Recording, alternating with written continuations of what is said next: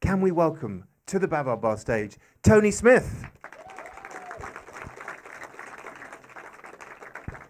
Thank you very much, and we look forward to an interesting session today.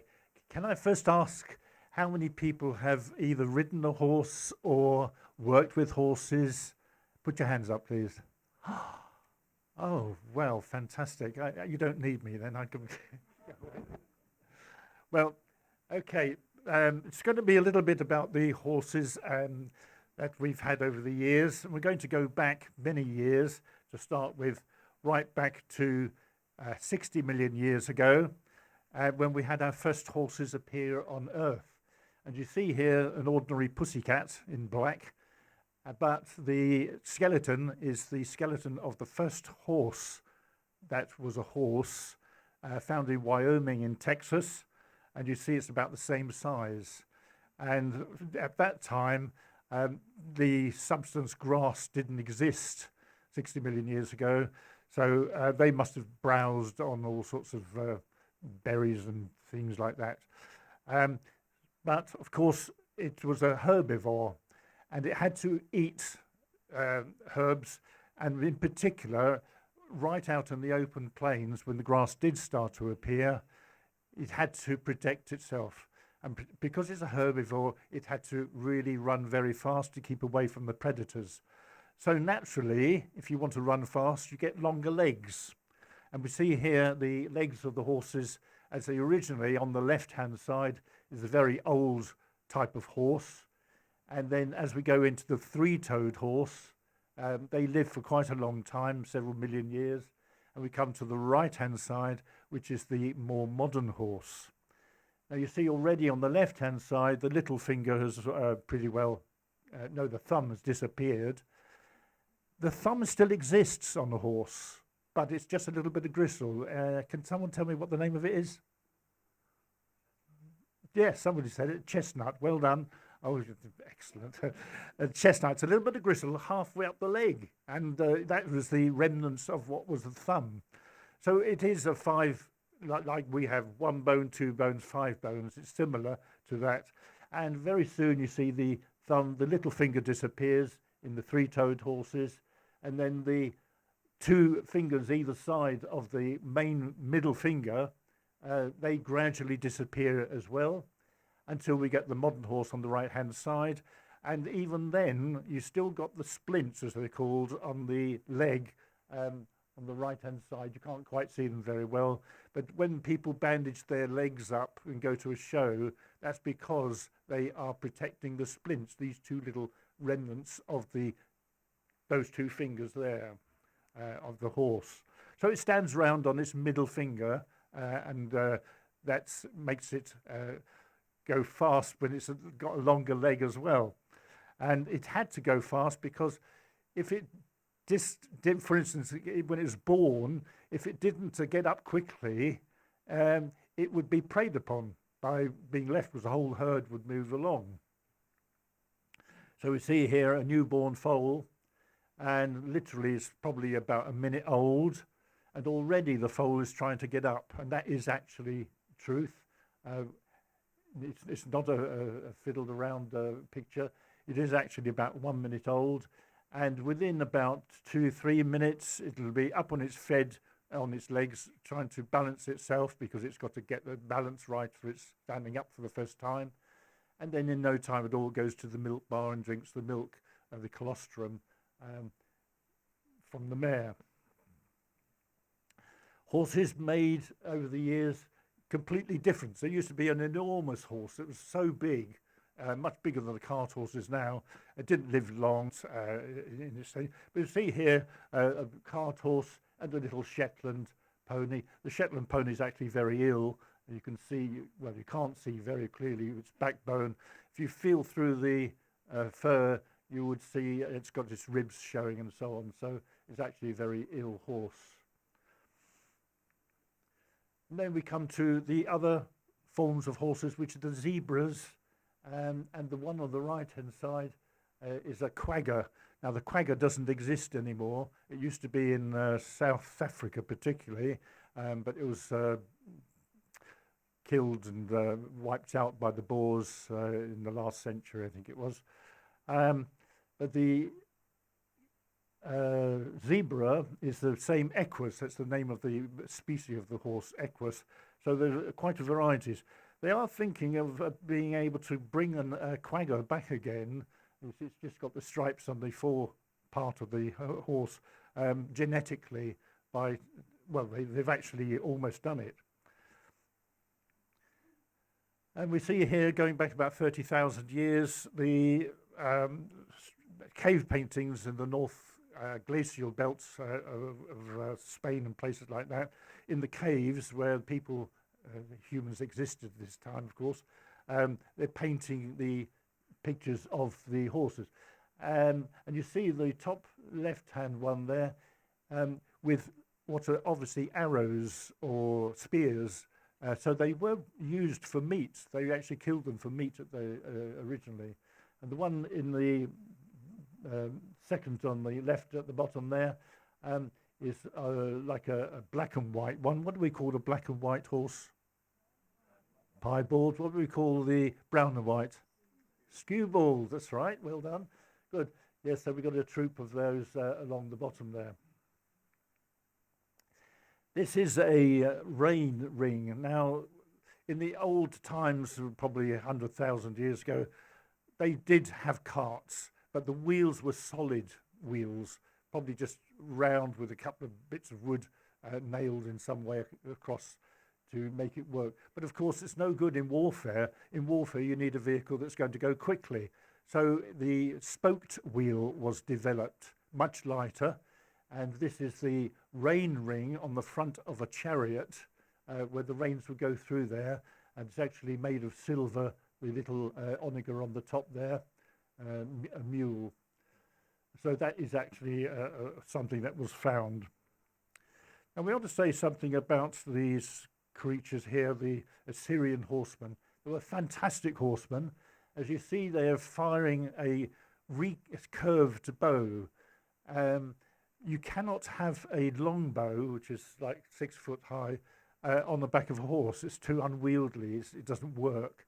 So they had these small recurved bows and were very, very good horsemen. As you see, they gripped with their legs. There's no saddle there. They gripped with their legs and were extremely good at firing in warfare.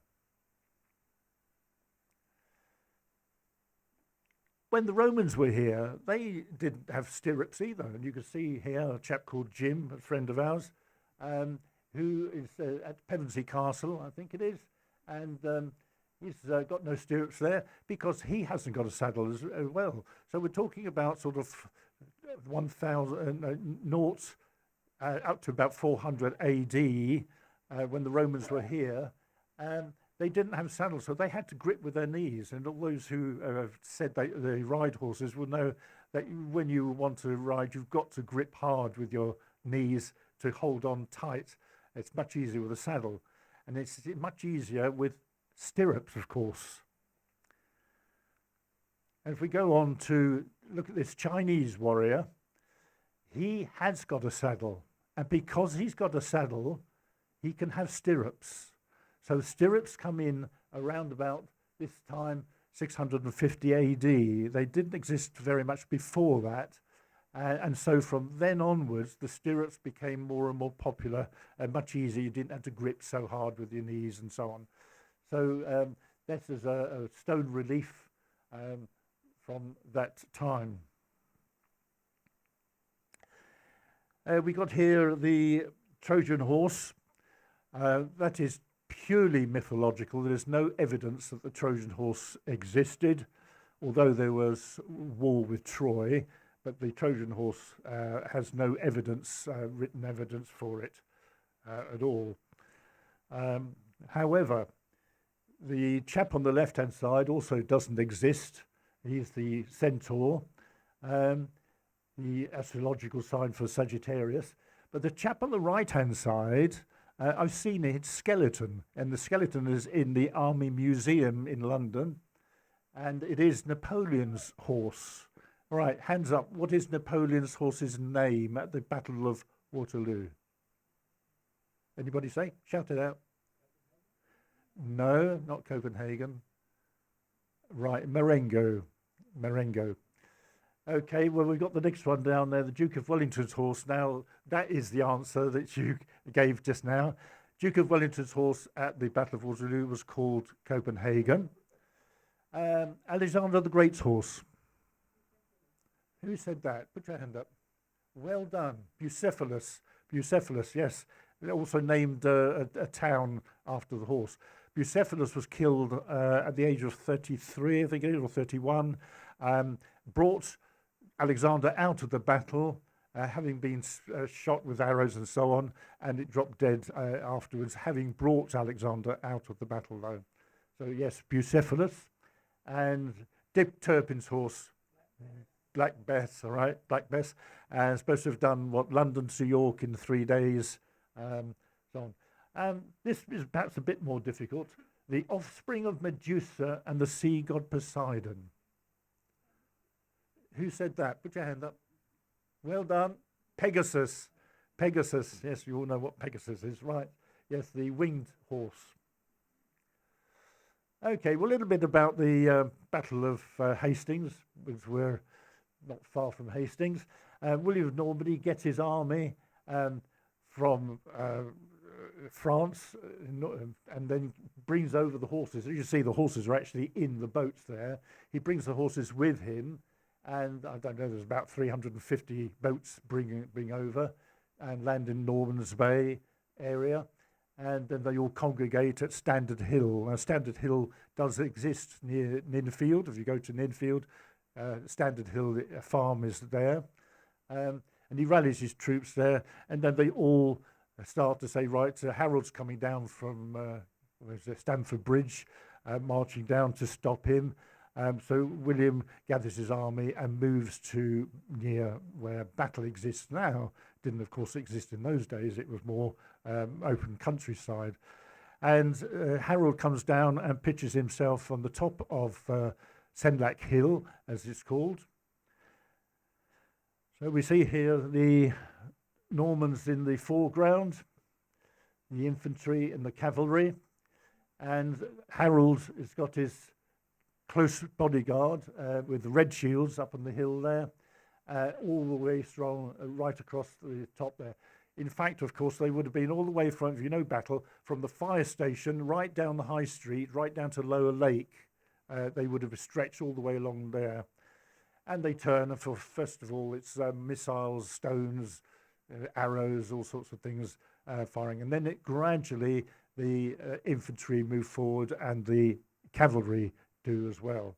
And I've done the reenactment there several times. This is a sort of reenactment, and you can see 3 people on the ground who are Saxons. There's a man here in blue, and another man there in brown, and another man further back, and they're really scared. I mean, half a ton of horse coming at you with a spear and so on is quite a formidable sight. My daughter is on the left-hand side coming towards you on a horse called Honey. Don't know what she's doing this way. Anyway, I'm there somewhere. I don't know where. Anyway, that's the Battle of Hastings. Of course, everybody knows Harold was killed, dismembered, cut his head off, I think, or something, and William took over as King of England, or Britain. Now, this was the Crusades, and they lasted for, I think there were 3 Crusades, from about 1095 up to 1270 AD. And this man, I think it is me, I can't remember now, but you see he's got a spear, he's got a shield, and he's got reins in his hand as well, left hand. So the shield and the reins are all together. I must tell you about the happening. We were filming for something to do with the Crusades on my farm, and we had the camera about 100 yards away looking at the 6 horses we have, all 6 horses lined up, ready to go, all dressed up like that. And then the wardrobe department came round and said, here's your helmet, and so on.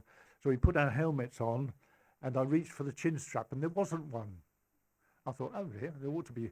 Excuse me, wardrobe department. And I just said that, And the chap director or whatever is down in the distance of the cameraman said, "Stand by, action."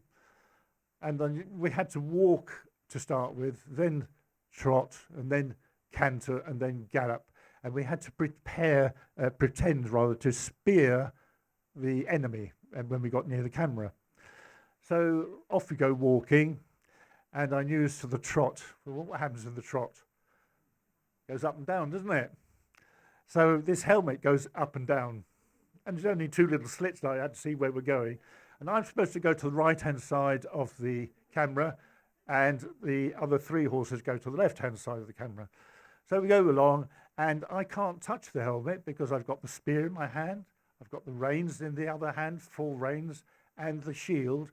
So I can't, I've got to swim my head like this, to move the thing back, but going up and down, but it also goes sideways as well. So I have to flick it back like that. Anyway, this is not very nice. And I've got three horses next to me supposed to go to the right-hand side, and I find the horses trying to pull me to the left. I say, hang on, there's something wrong here. And I realise that this horse doesn't like these two, it likes its friend over there. So I'm pulling to the right all the time, I'm flicking the head like this as much as I could. And eventually we get into the gallop, and then we come so close to the camera, I thought, there's no way I'm going to get to the right of this camera. I'm going to let the horse either go straight into the camera or let it do what it wants to do, which is go to the left. So I let it have its head, pulled it over to the left. The horse went to the left of the camera, and I speared the tripod. Well, the man said a very rude word, but anyway, that was that. Right, let's move on a little bit to the mail coach, London to Bath, 1840. Interestingly, you know that I keep watching that film on television. It's the Wrong Arm of the Law. Who's seen that film? Well, at the end, they used to have a mail train, and the post was dropped without stopping in a net, wasn't it? As the train went along, the net was there, and they put the post, and it fell into the net. Well, this in the wrong arm of the law, it's all the diamonds actually go into the net. But looking on this one, the person is leaning out of the house. The coach doesn't stop, and it carries on going, and they pick up the bags of mail as it goes past from the upper window, and that was pretty typical. All right, how long do you think it took to go from London to Bath in those days? 1840. Shout out. 2 days. Yeah, it was actually about 40 hours. So it's not too bad. It's probably about the same as today, isn't it?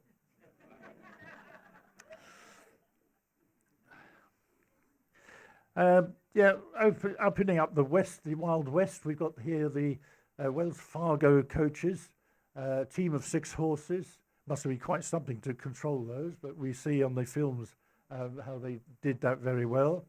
Someone riding shotgun, and of course the rest is history, and that's how it opens up. I do like the next slide, which is an American quarter horse doing barrel racing. And you look at the angle there, I've measured it, it's about 40 degrees to the vertical, going around the corner there. And it's amazing what horses can do, and I've seen them even more at an angle than that, doing that racing. And they seem to have a unique understanding when they want to cut out a cow or bullock from the herd. The horse seems to know what you want to do, and it's got that separate instincts. It's called a quarter horse because they run a quarter of a mile in a race. And this last slide is to do with the cavalry. You see they're making a cavalry charge. The question is, when did this cavalry charge happen? 1939? Any others?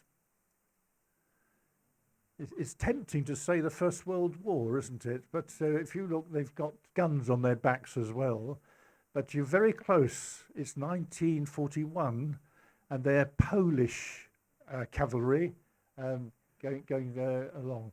But of course, very soon, I mean, the First World War was awful, where so many animals were killed. But this is the Second World War, and after that, everybody went on to mechanical things for protection. Right. Well, that's me, and there must be some questions that people want to ask. Excellent. Thank you so much, Tony.